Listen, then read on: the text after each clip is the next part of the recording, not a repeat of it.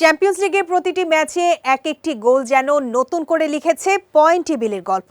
তাই তো লিগ পর্বের শেষ রাতে কোথাও উল্লাস, কোথাও বা হতাশা। খেলার শেষ মুহূর্ত পর্যন্ত চলেছে কড়া হিসেব নিকাশ।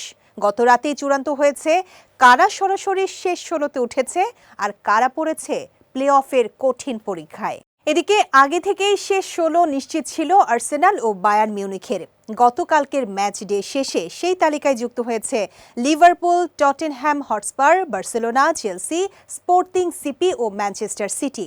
ফলে এই ৮ দলই সরাসরি শেষ ১৬তে খেলবে। তবে শেষ রাতে সবচেয়ে বড় ধাক্কা খেয়েছে রিয়াল মাদ্রিদ। তৃতীয় স্থান থেকে শেষ রাউন্ডে নামা ১৫ বারের ইউরোপ সেরা বেনফিকার বিপক্ষে ৪-২ গোলে হেরে নেমে গেছে নবম স্থানে। এর ফলে রেকর্ড চ্যাম্পিয়নদের এবার যেতে হচ্ছে প্লে অফের অনিশ্চিত পথে। আর এই অনিশ্চিত পথে রিয়াল মাদ্রিদের সঙ্গী হয়েছে Inter Milan, PSG, Newcastle United, Juventus, Atletico Madrid, Atalanta, Bayer Leverkusen, Borussia Dortmund, Olympiacos, Club Brugge, Galatasaray, Monaco, Qarabag, Bodo ও বেনফিকা। ৩৬ দলের এই আসরে নবম থেকে ২৪তম স্থানে থাকা দলগুলো খেলবে ২ লেগের প্লে অফ।